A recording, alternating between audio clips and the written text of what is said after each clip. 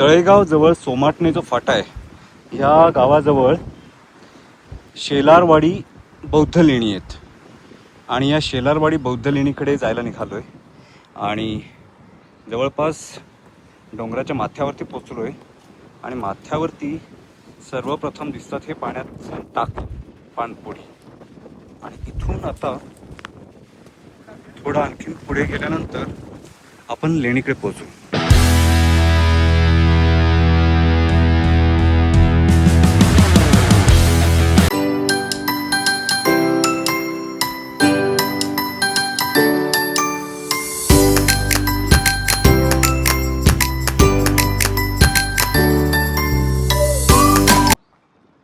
ट्रेकच्या पुढच्या टप्प्यामध्ये हे आणखीन एक मोठी पाणपोडी आहे. आणि हे पाण्याचं टाकं खूप प्रशस्त आणि खोल पण आहे. पण आता इथं गाळ, कचरा, पाण्याच्या बाटल्या हे सगळं टाकून हे पाणी आता खराब केलं आहे लोकांनी. ह्याच टाक्याचा हा दुसरा भाग पाणपोडी तीच आहे, फक्त हा इकडून पण त्याला पाणी काढण्यासाठी हा असा होल केलेला आहे. आता हा होल इथून पण का केला आहे, ह्याचं प्रयोजन नेमकं काय असावं ते मात्र समजू शकत नाही आहे. या लेणीवरती येण्यासाठी आम्ही पायऱ्यांच्या वाटेनं न येता इकडच्या मागच्या वाटेने आलो आहे. त्यामुळे आम्हाला एक डोंगर चढून आम्हाला लेणीसाठी खाली उतरावं लागतं आहे. आणि आता ह्या दगडधोंड्याच्या वाटेने थोडं खाली उतरलं की आम्ही लेणीकडे पोहोचलो.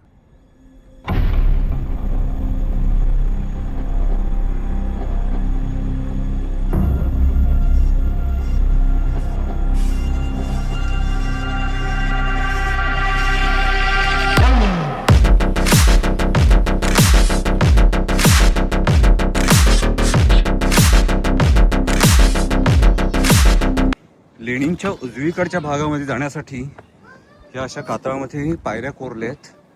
ज्या पायऱ्या आता त्यांची सगळीकडे झीज झाली.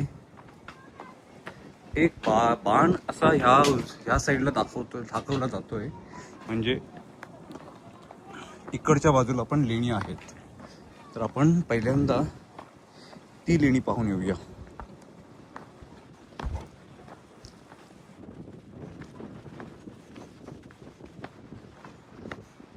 इकडची वाट खूपच निसरडी आहे, पण उन्हाळ्यामध्ये तेवढी धोकादायक नाही आहे. पावसाळ्यामध्ये नक्कीच हा भाग इकडचा थोडा धोकादायक बनू शकतो.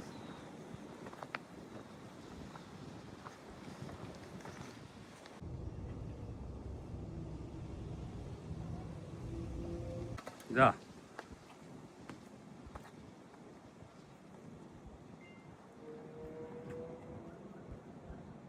कोणती ट्रेक करायची हे बा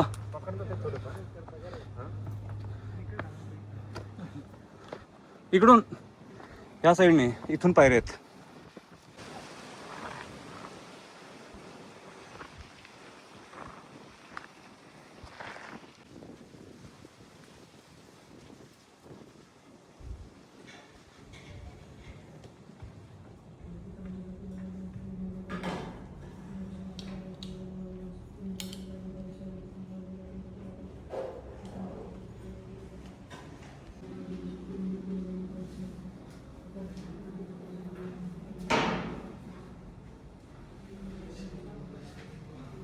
लेणीच्या ह्या कक्षामध्ये एकूण 4 रूम्स आहेत.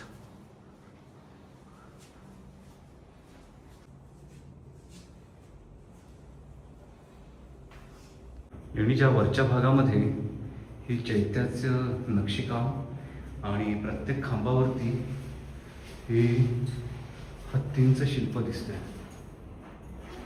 काही खांबांवरती हे वाघाचं शिल्प आहे.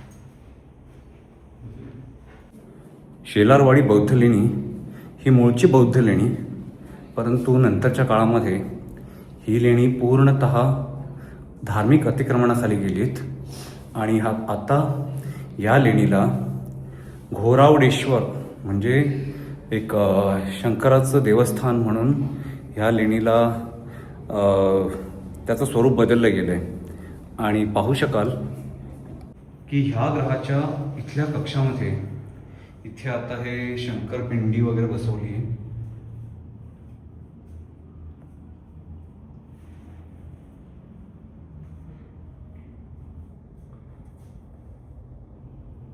पंथीयांची जी लेणी होती त्या लेणींमध्ये हे भिक्षूंचे हे निवास कक्ष आहेत आणि इथे हे स्तंभ आहेत. त्या स्तंभांवरती काही हत्तींची चित्र आहेत, काही सिंहाची चित्र आहेत. आणि नंतर जेव्हा संस्कृतीचा स्थित्यंतर झाला त्याच्यानंतर 14व्या शतकामध्ये इथे सनातन धर्माची काही प्रतीकं स्थापित करण्यात आली. ती कुठल्या वर्षी आणि कोणाच्या मार्फत स्थापित करण्यात आली याचा शिलालेख इथे लिहिलेला आहे. हे 2 शिलालेख त्याची माहिती देतात.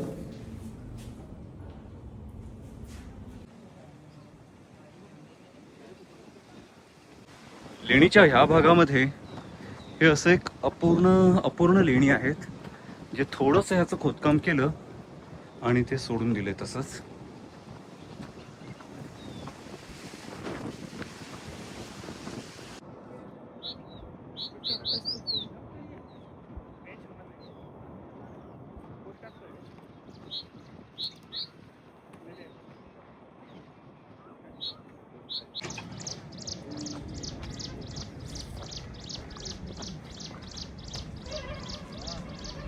लेणीच्या डावीकडील भागामध्ये ही एक केव आहे.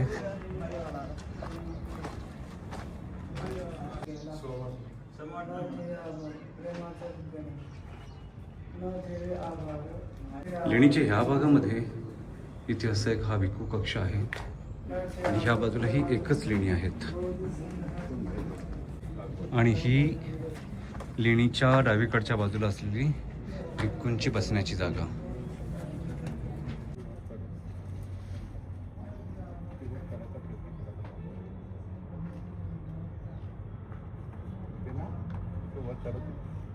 लेणीकडच्या या उजवीकडच्या भागामध्ये सुरुवातीला ही अशी एक लहानशी केव लागते आणि या केवचा दरवाजा आता बंद करून ठेवला आहे. आणि त्याच्या बाहेरील भागामध्ये इथे ही भिक्खूंची बसण्याची जागा आहे.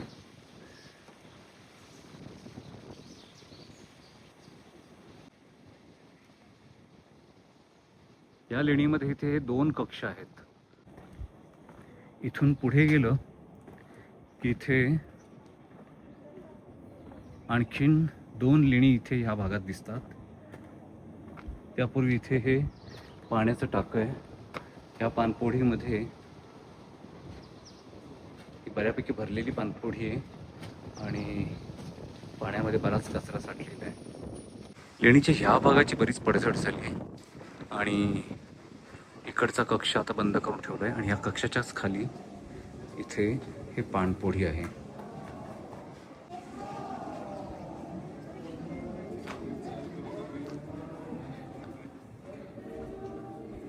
लेणीचा हा कक्ष पण आता बंद करून ठेवला आहे. आणि ही जी इथे ही भिंत दिसते ही नंतरच्या काळात बांधलेली भिंत आहे. म्हणजे जेव्हा ह्या लेणीवरती धार्मिक अतिक्रमण झालं आणि इथे देवस्थान करण्यात आलं त्या काळानंतर इथे ही भिंत बांधण्यात आलेली आहे.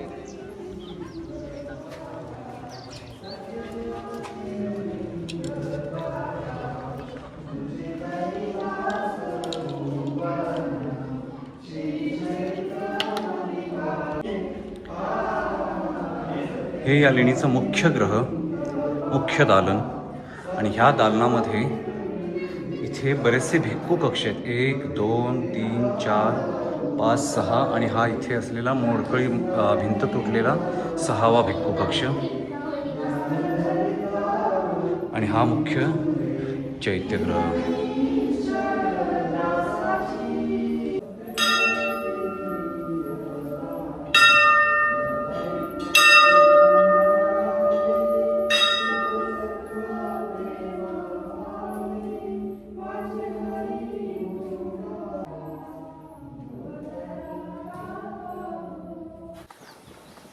पुरातत्व विभागाच्या अखत्यारीत असलेली ही शेलारवाडी बौद्ध लेणी दुर्दैवानं असं सांगावंसं वाटतं की लेणी पुरातत्व विभागाच्या अखत्यारीत असून पण त्यांच्यावरचं धार्मिक अतिक्रमण पुरातत्व विभाग नाहीसं करू शकला नाही, काढून टाकू शकला नाही आहे. साधारण 2000 वर्षापूर्वी वगैरे या लेणीमध्ये बुद्धं शरणं गच्छामीचे जयघोष होत असतील, नादघोष होत असतील. परंतु 14व्या-15व्या शतकाच्या नंतर मात्र ह्या लेणीवरती धार्मिक अतिक्रमण झालं आणि इथे काही देवतांच्या मूर्ती वगैरे बसवून तिथे पिंडी वगैरे बसवण्यात आली आहे.